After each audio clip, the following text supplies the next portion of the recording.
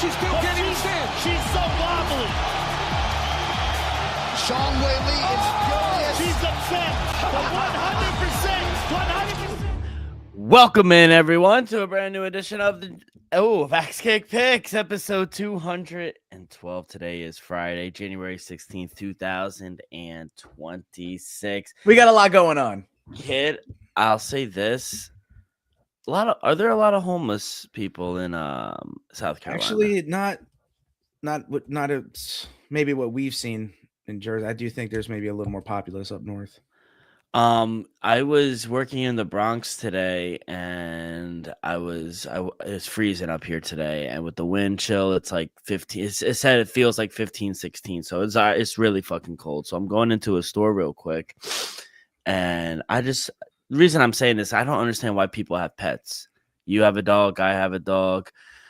We grew up with pets, and there was this nice little, I don't even know what kind of a dog it was. It kind of reminded me of like a pit bull, but it was a girl, it was female, and it was very non-violent. It was very nice. And I walk into the store and it's outside on like a leash. Anybody could have grabbed her, and she was barking. She was cold. You saw her shiver. And I was like, I feel bad. So I go in the store. I do what I got to do. That's 15, 20 minutes go by. I come outside. She's still there. I'm sitting there like, fucking A. And I go in the store. I talk to this guy the owner of the store. His name's Bobby. Great American Italian.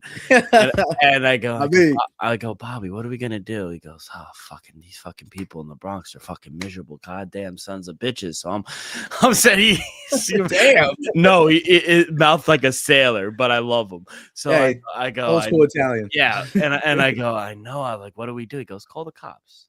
I'm like, all right, what are the cops gonna do? So this girl, she's a saint. She goes in, she's going through up and down the aisles, going, "Is this anyone's dog? Is this anyone's dog?" No one says anything, right? So I call the cops. Mind you, they call me back at 1:00, 1:30. It's been 2.5 hours. So obviously I had to leave, but I told Bobby, hey, I called the cops. Long story short, this guy goes, these girls took the dog inside the store because it was shivering. It had hit marks on the back. The leg was shaking. And it looks like it was abused, allegedly. And this guy goes, hey, that's my dog. And we go, and the dog did it. You know, like if Blue ran up to you or Al came, like he would be excited. Kind of recognize you. Exactly. Dog doesn't really like run up to the guy, and we're like, you sure, bro? Like the dog's shivering, like you left that dog out there in the freezing cold for an hour. He goes, I was food shopping, we can't bring him in the store. I go, yeah, but bro, it has hit marks. Like you hitting this dog? And we're like kind of pressing him, and he goes, nah, this is a family dog. But we looked in the guy's eyes. He looks like he wasn't all there. Like he looked like he was on drugs. And the cop was like, the cop's there at the time, and the cop's like, hey, like, you know, you can't be leaving a dog out. He goes, yeah, I can't bring him in the store. He's like, why even bring him outside? Leave him leave him home. And he goes, nah, y'all don't tell me what the fuck to do with the dog. You know, he's talking like his shit. What home? Exactly. So long story short, the cop and us couldn't really do anything, and these girls were like, hey, we'll take the dog, we'll go get its shots, we'll give it a better home. Nah. And the girl's like, I'll buy the dog off of you. And the guy was like, you ain't buying no fucking dog off of me. Oh my god. But crazy day. And what a mess, man. Yeah, what a mess, right? I hope the dog's all right. You know, at the end of the day, it's unfortunate, but at least there's still good Samaritans. I mean, at the end of the day, you could look at that as like a lack of empathy for humanity from your perspective, or you could look at it as like you and the girls and the owner of the shop, you know, looking after the dog and looking after one another in the community and give hope for humanity. I would like to look for that as like a glass half full type of deal. Yeah, me too. But that was my morning. But other than that, kid, hope everything is good. We got a great episode. We'll recap last week. We got LFA, we got KSW, we got BKFC, got tons of news to talk about a little later on in the show. But kid, we will start last week. RFA, and real quick, you know, last year I asked you, you know, what promotion would you bet on? And I think both of us said BKFC. Yeah, you didn't ask that question for this year.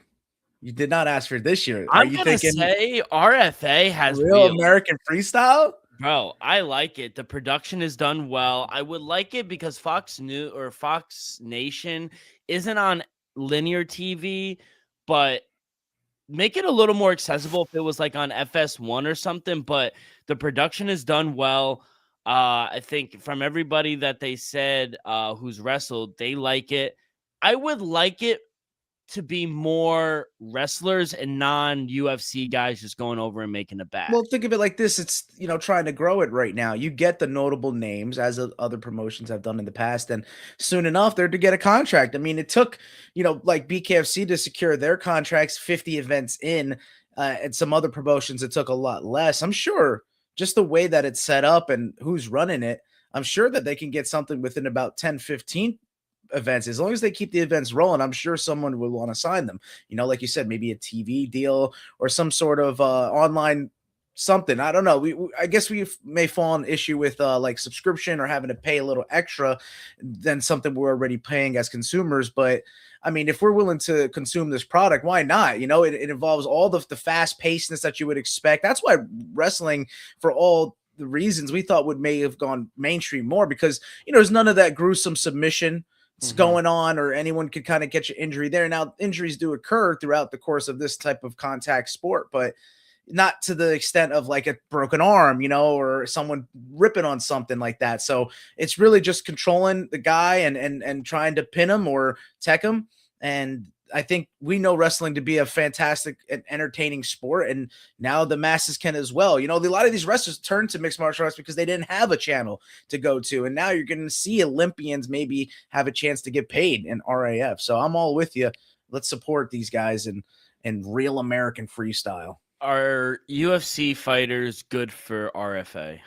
I think they're multifaceted. They're mixed martial artists. They're able to do all different sports. So of course, these are the type of athletes you want to be able to, and they're personable. You ask some streamers and they were like saying that they wouldn't want to have rappers or some other like movie stars because they're not real genuine, as you could see at times. But when you get some of the mixed martial artists in their streaming, they actually have personality. They're entertaining. Look, half of them have their own YouTube channels. Look at Alex Volkanovski, defending his title latest month. Bro just dropped a video on YouTube, cooking with Alex Volk. So, I mean, it's great to see these personalities, show up. And it's just going to bring more personalities because you got a guy who's now doing the opposite. Gable Stevenson. He's a wrestler that's now going to make headlines in the UFC. So, yeah, 100%. I thought it was great. And this is the 5th one. And it's the 5th show in a year. They already have their next one booked. Nice. I think in next month as well in Chicago. So we're gonna see. We already have a headline for that too. I'm pretty sure. Yeah, it's Uriah Faber taking on Henry Cejudo. It's actually in Tempe, Arizona. Yo, see, like that's what I'm talking about. There's so many, like you get to see it, like like Uriah's school of wrestling to an Olympian level wrestler, one of the only to win gold to come into mixed martial arts, and Henry Cejudo. So I'm excited to see. Yeah, no, it's great. I really like it too. I was not gonna lie, it was going on around the same time as not college football against playoff football in the NFL, and I was like, I'm low-key more excited to watch RAF, honestly. Yeah. And honestly, we used to wrestle like when we were just not even just competitively, like when we were in tournaments or practice or with teams, like when we were just messing around, we would just be wrestling. Like I broke my bed. I snapped the fucking frame. At the Strive Gym. Remember at the Strive Gym before they had the basketball courts and wrestling? There you go. Open mats. They need to bring those back, man. Yeah, they do. Bro, I had a little TMI. I had ringworm. I think everyone did. No, not everyone. I've never had that shit, bro. I feel like, bro. You're dirty. No, I'm playing. I feel like, no, they didn't clean the fucking mat. It's also from other people, too, like depending on who you engage with. And I got cut one time pretty bad from the ref, I guess, skipped over the nails. But, bro, like that's how you can get something, too. Someone cutting you. Dirty fingernails getting in the open wound. Nasty. Bro, people get cauliflower ear. People get all that shit, bro. Bro, for some reason, I've hit bang weights like Steve-O's method to try to get cauliflower. It's not working for me. I can't get cauliflower. That's a good thing, though. But thoughts real quick before we get into the main event with Colby Covington and Luke Rockhold, because it really wasn't a fight. I mean, it really wasn't a match. He teched him 12-0. Skills level. But thoughts on the interaction between Luke and Colby kind of tag teaming Bo Nickel, the quitter. And well, you said it yourself. I think there's no doubt how good and how accomplished Bo Nickel is in wrestling. You'd have to be an idiot to not recognize. Yes, one of the great college gate wrestlers of all time, and the record indicates it. Look at the likes of Dan Gable, Cale Sanderson. Like, look at these guys and what they did. He's up there. Oh, 100%. I mean, he's one of the best American wrestlers of all time. And like you said, the record indicates it for itself. So, but my thing is, two things could be true. I think he's great for RAF, but I also think he needs a lot of work before people could sit there and I'm not a Colby apologist or fan at all. At least Luke Rockhold has discovered undisputed gold. He could go out there and he's a champ. Go to the grave with that. You can't take that away from that man. No, and it's true. Bo Nickel did quit. Luke went on to say he quit before the knee, and you could take that with a grain of salt. Yes, and we watched the fight. Maybe he did or maybe he didn't. Now, I think it was a little disrespectful saying Dutch kickboxer or Dutch grappler because aren't the greatest kickboxers from the Netherlands? Alistair Overeem, Ramon Deckers. Yeah, I mean, so it's like talk us about crazy Dutch kickboxing. Come on. Yeah, man. So I think that's kind of disrespectful to RDR. But my thing is like, I think two things could be true where it's like, yes, you are great for wrestling, but you also haven't really accomplished anything. So let's pump the brakes real quick. I agree. It's like maybe trying to get in his head a little bit, but he's also their boss too. What did you say? Right, as the RAF champ. Who? I mean, as the like promoter. What is he? What is Bo Nickel to RAF? He's the owner, right? No, Bo Nickel's just a fighter. He just wrestles for them. So who's running RAF? You're telling me that's not his promotion? No, RAF is RIP, the Great Hulk Hogan, and maybe it's a culmination. No, it's the owner, CEO.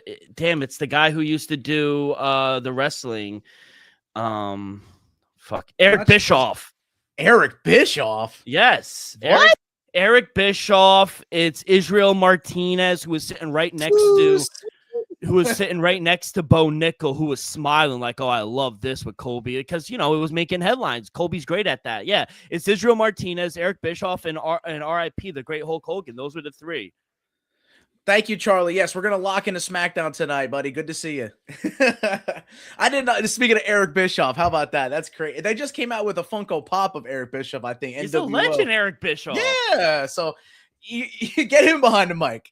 Let him start disrespecting people. Yeah. But, I mean, Bo, at the end of the day, Colby, he's got his stick, his gimmick, his whole persona. And Luke, as you said, is a champion. Maybe a little bit of bullying works, right? Like maybe we still have to see some potential arrive from Bo Nickel. So it's already seeming he's moving on to, wanting to basically promote a whole event when he's a full-time UFC fighter. Maybe maybe they want to see him do well as representing the wrestling community, right? Maybe it would hurt to see him not kind of gain all that glory or that hype. And you got a Gable Stevenson who comes in and, does everything that Bo set out to do, right? So it's like showing levels. And maybe they want to wrestle Bo Nickel a little too, and that's a good what way they were saying. They said now Colby and Bo Nickel should wrestle, but allegedly Bo Nickel came out and said I asked for Colby Covington and for zero purse. I give him my whole purse to wrestle him.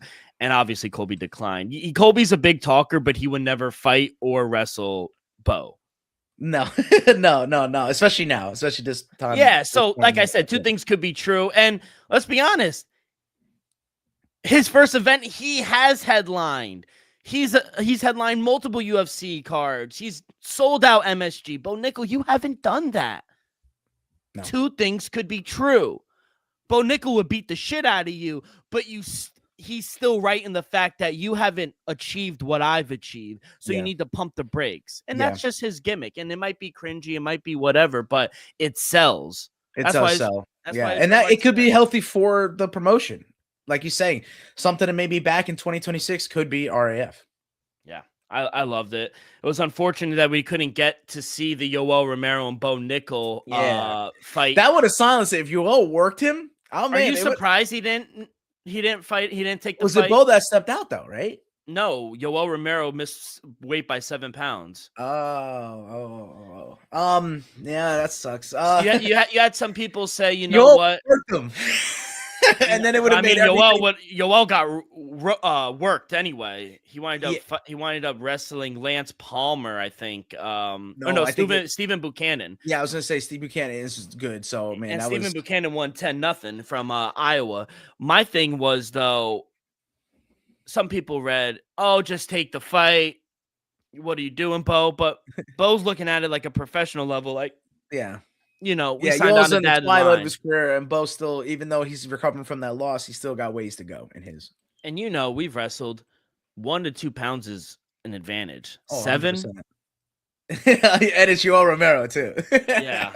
So yeah, I'm not surprised he didn't take the match, but he wanted up switching it, fighting Steve Buchanan. Steve Buchanan won 10-0. Did you see some of the card? I mean, there was some high level. Yeah. There was as well. We saw Arman Saruki, and I mean, he's dominant. Bro, he looks like ready. I gotta say, if we could take all the consideration, into it, he's title ready. Like, let's be real. He's making 40,000 on a stream. He's making this. He said he wants to fight in February on the Tempe card as well. I mean, put him RAF. I mean, he loves freestyle wrestling. He's good. Like Dagestani wrestling is so good. Like imagine Hamza Samayev on this. Like some of these wrestlers, like it's insane. And you're not going to get choked out because in a single leg in UFC, they're just going to grab your neck and choke you out. But in freestyle wrestling, they're not going to be able to choke you out. Pin their back to the mat. Totally exactly. So. I don't know. I think Arman Sarukian was amazing as well. I mean, this is like his second or third time doing it too. Yeah, he's been on I think the first couple. It was like 2, maybe. Actually, I think the one before this, he might have been on just 4. So maybe we won't see him not 6, but maybe like 7 again or something like that. Maybe like you said, he'll be main eventing it. He'll be headlining. My boy Steve Moko did not do good though. No, he got teched, right? No, he lost 6-1, but still. Yeah. Still, it was bad. We had Real Woods. He lost to Jordan Oliver. I mean, he got his revenge there. We could have saw that coming, but seeing that Real Woods had his number with all the victories. It was not good. My boy Nate Jackson from Illinois, he wrestles out of Jersey as well. He lost 4-0. It was a close match, but yes, it was good. I liked it, and I think the production is really, really good. So. Yeah, I like it, kid. Kyle Dake, too. He got his revenge as well. Speaking of Jordan Oliver, Kyle Dake beat Kadik and got his revenge from the Olympic trials, if you remember that, back in 2020-something. And I think RAF just signed one of the Dagestanian Olympic wrestlers. Hey. So, I mean, that's the thing. The pool is deep there. You can go into Japan now. Japan's really competitive wrestling. Iran, United States, as you said, any type Russian athlete. I mean, it's going to be crazy what they could do. Real quick trivia question for you. What is the oldest sport in history that people still compete in today? In the world, not just US. I mean, before there was anything, it was just us. So it's got to be some form of just like grappling. Like it's like maybe we said Greco-Roman, but maybe there was something prior to it. So you're on the right track. Keep talk it out like Jeopardy. Talk it out. Damn, dude. Thumb wrestling now. But you can't say freestyle. It had to be some different form of it. Not judo either. That's I think came back later. Damn, man. I don't know. Just give me the answer. I'm gonna say some form of grappling wrestling. Yeah, sumo wrestling. Oh, okay. Yeah. Didn't we talk about that actually? I don't know, maybe. Yeah, sumo wrestling's old, man, but they still practice it today, and those dudes are beloved. If you're like a 400, 500 pound sumo wrestler in Japan, you're like a superstar. Like you're a millionaire. People bow at your feet when you walk in the streets. I love that. Yeah. How'd you do in 10 seconds left? Did you get back on track? Oh, we worked it right there. I don't know if you guys saw any of the boxing, but I mean, it was pretty impressive. Like that makes about, I think, 4 fights in a row for Aji Kabayel to get a knockout finish. So we had that. Let's see what it was exactly. I had him to knock down Nimba 2+ times, which happened, and he got him there added in the 3rd round. So that was plus 110 there. I missed the rounds though. I had him 5 through 8. I thought he'd last a little. I mean, the dude was 6'11", but I expected that the body would be open for Caballero there. And did you see Dalton Smith upset Subriel Matias? I did. Bro, I told you, no joke there. Dalton Smith's got some power, and both fighters were knocked down. Did Dalton Smith get knocked down as well? I think I recall him getting knocked down. So remember, I said both fighters to get knocked down in that fight was plus 850. So if you tuned in, it pays to listen. It does pay to listen. Good job. And fight not going to distance was plus 105. That hit as well in that fight. So just cashing these tickets. We're back. We're back. We're so fucking back. That reminds me of the movie. What's that movie where they? Is it yours? What is it called? Damn, John Favreau and Vince Vaughn. You're so money. You don't even know it. Where they go out to Vegas and he just gets dumped and he goes, look at me. You're so money. You don't even know it, baby. You're so money. Oh my God. You're so money. That's amazing. I got to get the name of that. Go look at it. But when you do, quick word from our sponsor. We're brought to you each and every episode by Viva Tequila Seltzer, the most refreshing hard seltzer on the market, hands down. Is no wonder why Viva was voted #1 hard seltzer in the world by San Francisco World Spirit Competition. With only 88 calories, 0 carbs, 0 sugar, and a 4.5% ABV. Viva is the perfect drink for your post-game celebration, as it was created with that active lifestyle in mind. We flavor tequila seltzer because flavor is the spice of life, and we like our drinks just a kick, just like how we like our lives, whether it's Huckleberry playing around the golf with the boys or an elderberry watching LFA 224. It doesn't matter. Our flavors pair perfectly with that Artisanal Blanco tequila for that subtle and refreshing drink. Our belief here at Axe Kick Picks and at Viva is to live long, live well, and live it up. Did you get the movie? Swingers. Great movie. You put me on. Yeah, and that's a great movie. I think I saw it in college. I was like, wow, this is a legendary movie. Kid, by the way, shout out LFA, Vice TV. Yo, dude. Love that for them. That's great. And I think more like TV channels or stations or even streaming services that are like maybe easier to access, just try to jump on as many promotions as you can. Like promote the product, like get it out there. I think you'll get more eyes, you'll grow as a brand, and then you're promoting these promotions to grow people. Who knows? Maybe they'll stay loyal and want to sign with you, unlike the UFC bounce around looking at whoever's going to pay them the most money. Doesn't it remind you of when the UFC went to like not Fox. I was Spike TV, bro. Spike TV. That was the goated era, bro. That was Fuel TV, Spike TV still around.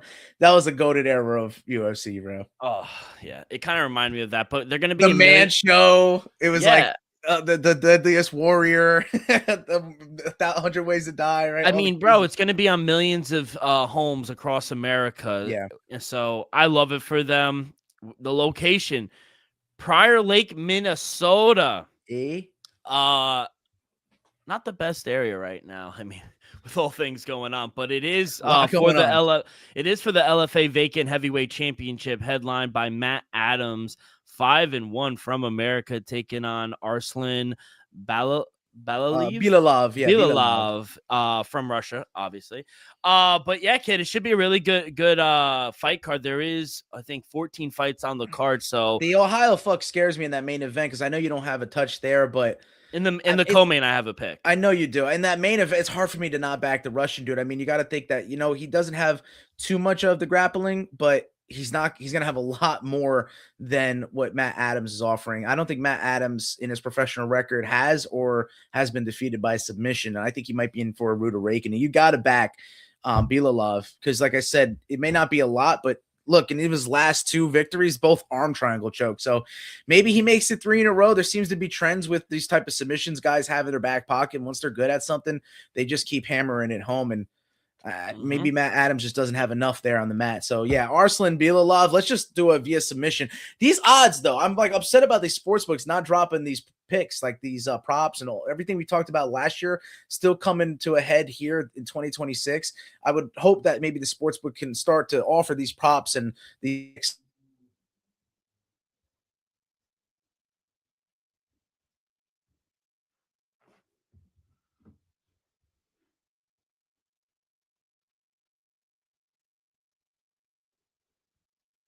Hey, Joe, can you hear me, kid? Yeah, I'm back now. All right. No, good. I was going to say, I only see for the LFA odds, I only see money line, and then over under 1.5. That's all I see. That's what I'm saying. I don't know if you heard anything. I was like, you just said about props. I was going on a rant there, and I was just like saying it's upsetting to see that just like in 2025, we're not seeing any of these props or these picks come out ahead of time in 2026. It's the same thing that we've been going through in years past. Yep, that's the way it is. What would you lean over 1.5 in this one?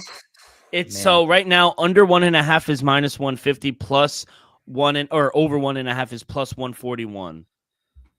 Man, let's do under. I would say under. Arslan Bilalov gets it to the mat and finds that submission early. So I would lean the prop for Bilalov via submission, and then if we're taking a total, I would go under. Yeah, he's a huge favorite, minus 500 right now. That's the way to get the odds out. I've seen, a week before the UFC starts. I'm hoping for it, praying for it to get here sooner because very chalky this week, the week prior. Kid, I like this welterweight chief support. And Josiah Harrell? I think it's Harrell or Harrell.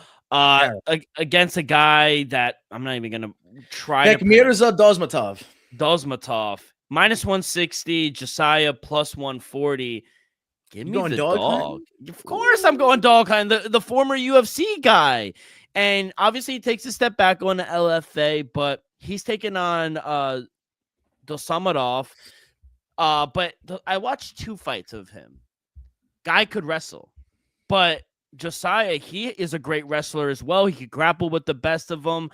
I think the big difference maker in this fight is, what happens when the two are standing. We know they're both going to wrestle, and they wrestle well. So, obviously they're going to be grappling. I can't imagine either of them having success on the feet. So, I think maybe on the feet, Josiah could have advantage. On the power, he is more defensive the way I saw some fights. So I don't know. I'm gonna take the dog here, plus 140. I think it's gonna be a close fight. As long as he scores a little bit while he's standing and tags him up, I think Josiah should be able to win a couple of the rounds and cash for us. Plus 140, it's a huge dog. I love taking the chance in there, and I do know Josiah Harrell a little bit, and I was tempted to take that, but man, I'm on the opposite side. I am taking Dozmatov. You look where he trains out of Illinois. He's training with like Bahamondes out of Chicago, bro. He's training with Yair Rodriguez, Bilal Muhammad, this guy is also seeing some very good reps on his end. The Kyrgyzstanian has fought some high-level opponents too. I see a red flag for Harrell. 2 fights ago, he fought Melvin Gillard. Melvin Gillard hasn't been relevant in about 10 years. And I just think getting a win over him in that recent, to have him as a big step up in placement on the fight. And maybe, like I said, the wrestling, you said it may be kind of even there. I don't know. I gotta wait and see, but I'm on the opposite side. I'm taking Bekmirza Dozmatov based off the camp, based off the experience, and maybe even the level of opponents. The strength of schedule means something to me there. All right, what else you got on this card? Nothing on the LFA 224 card. I thought it was gonna be fun. I love the Vice TV move, but if you don't have a little something in the other promotions this weekend, I got a little something for Octagon and KSW.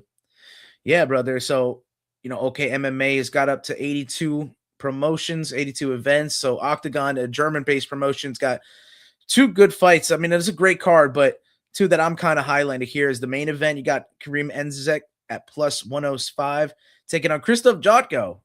Familiar name, right, for you? Krzysztof Jotko, UFC vet. He used to fight in the UFC, did good, but I don't know what minus 135 the Polish Power's got to hear. When I'm going dog hunting, I'm going to be taking Karim Enzek there in the main event. And now, I don't think you could, like I talk about chalk, I don't think you could play a bet here, but who's my boy that we have high expectations for in the UFC? Islam Dulatov, right? We've seen him recently. His brother here, Tamerlan Dulatov, is fighting. He is a minus 1,600 favorite, so 16-1 favorite against Stefan Konkar, who's an undefeated fighter and is no joke, but you got to take Dulatov. I think he'll get that knockout. I mean, all his victories have come within a minute of the first round. So there's something to be said about these Dulatov brothers. I think they're extremely athletic and talented. So, and then KSW, we all love the Polish promotion. They're up to 114 events. the lightweight championship is on the line in the return of 2026. And Saladin Parnasse is back in center stage, and he's going up against Marcin Held, another former UFC guy. He actually fought my old professor.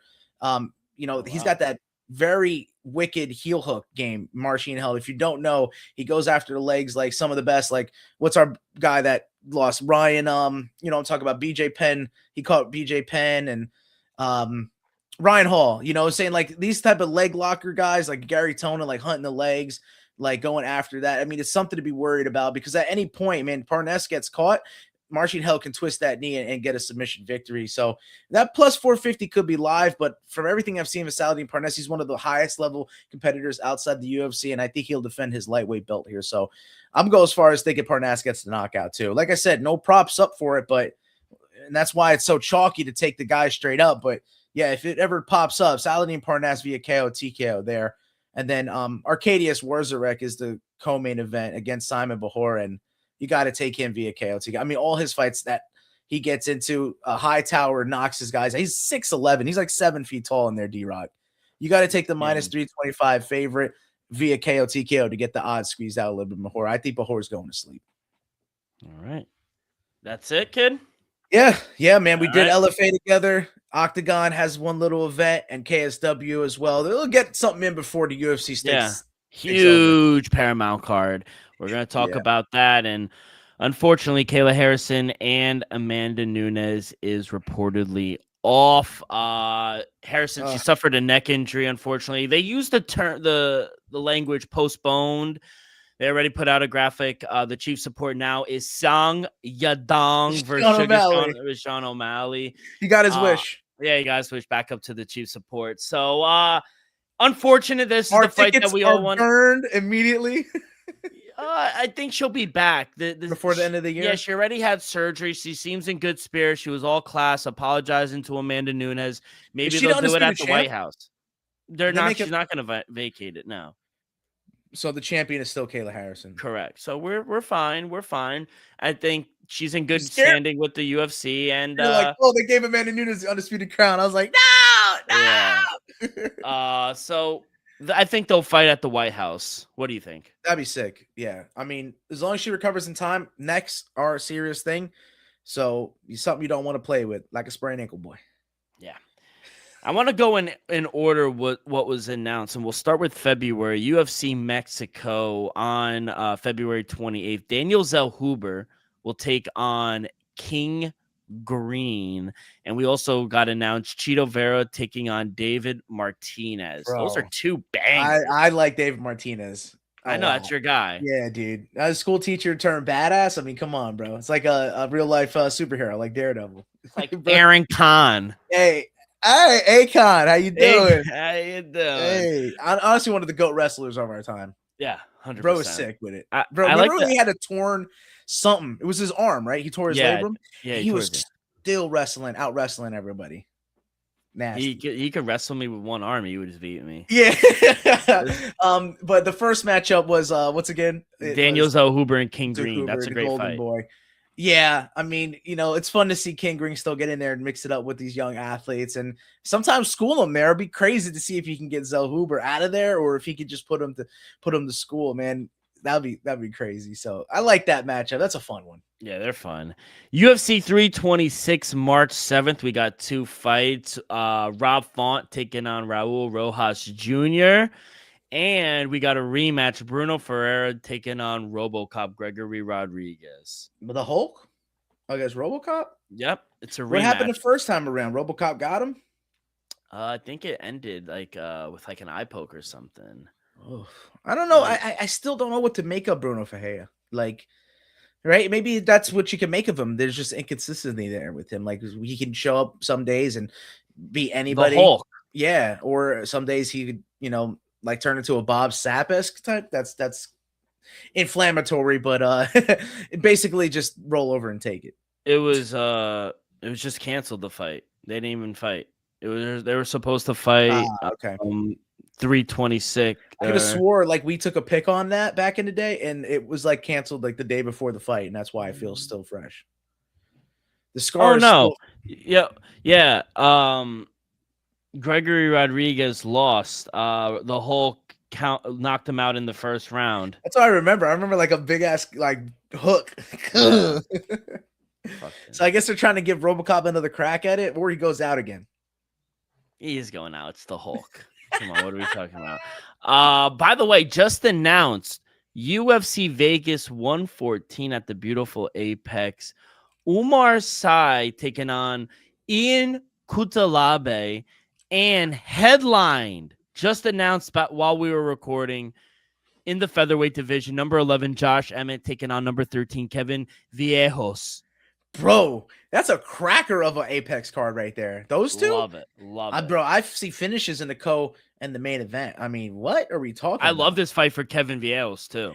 Bro, that's a great fight for Viejos. And, bro, Kudalaba is no joke. Umar Sy could get knocked out. Yeah, fireworks at the Apex, fireworks baby. At the Apex. Josh Emmett could also put Viejos.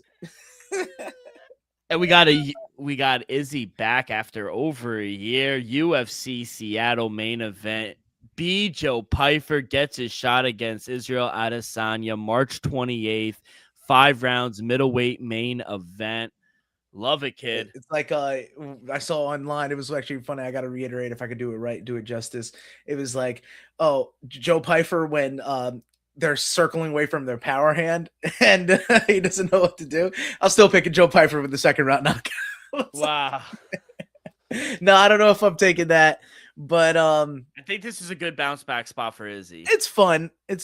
He's just got like exactly that. I think that is part of the game plan. It's just please don't get knocked out by Joe Pyfer, because if you do, it's over. Probably done. Yeah, it's over then. But he's had a year off. He could. Leg kicks, a little poke in the belly, a little head kick. Yeah. I like it. I like it for Izzy and Seattle too. And then April 11th, UFC 327, Paulo Costa taking on Amza Mirzakhanov in the light heavyweight. Moving up. I got to take Azamat Mirzakhanov.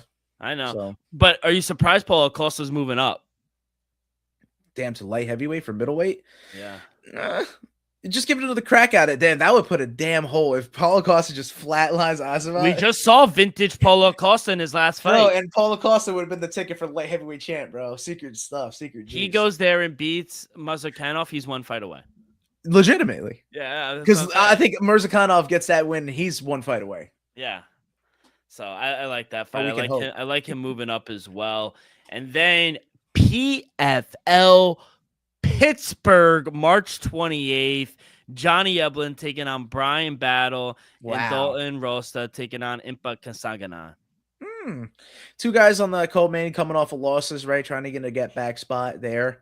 Yeah. But, I mean, let's see what Brian Battle can do, right? You've seen him in other promotions trying to get away from that. What was it, a UFC suspension or a complete termination? They cut him, right? They cut him. They just cut him. So, I mean, hey, I'm still a Brian Battle guy. I'll never get over seeing him knock out Gabe Green in Charlotte. That was I know. Bro, that pop was crazy, man. Yeah, in his hometown. I loved it when he was in France and he was flipping it off. He goes, I wasn't gonna lose to a French dude.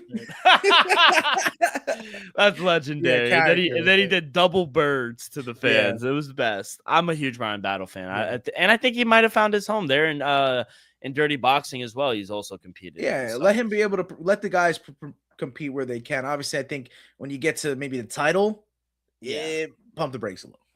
We also have some boxing news as well. Unfortunately, Moses Atama, he sustained an injury during camp, so that fight is off now. Moses Atama and Jeremiah Franklin has been postponed. It's unfortunate for Moses Atama because he had all the steam. I mean, he was one fight away from fighting for the belt.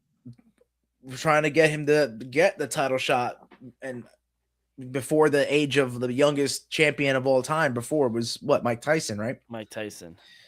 So, I mean, he missed it, and now that's life works. You got to get through all the, the bumps in the road and come back stronger. So I'm high on Moses Atama, dude. I think he's really good, and we need these young bloods in these divisions. So yeah, it sucks what happened there, but I'm sure he'll be back. Yeah, 100%. And then in quarter 4, Canelo returns September 12th. He will return to a Mexican against the world card on September 12th in Riyadh, Saudi Arabia. opponent is TBD, but he's just racking these millions. This guy. Yeah. I mean, if the money's there, right? Yeah, if the I'll shoe take fits. it. Yeah. The shoe fits. So, what do you think it's going to be? Mexico versus other countries? How do you think they're going to do it With this card? It's called Mexico Against the World. Do you think it's going to be Russians, Americans? No, I mean, it could probably just be, it could just be, if it's Mexico against the world, it's probably just everyone else. You know what I mean? Who would you pair Canelo against? Oof, man, I don't know, dude. No, that's the thing, bro. It's like Jake Paul. Jake Paul. There you go. There you go. Canelo hands, Bilal Muhammad. But kid, all right, end it with PKFC. What do you got? Yeah. By the way, we got Knuckle Mania next month in Philadelphia. February. I'm gonna try to go. February is gonna be lit, right? Yeah. Super Bowl, Knuckle Mania, Olympics. How you doing? VKFC 86, Mohegan Sun.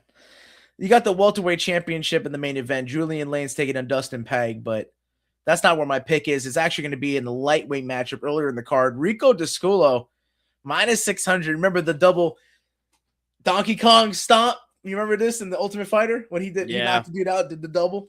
Mm-hmm. I'm taking him via KO TKO against Ashton Caniglia.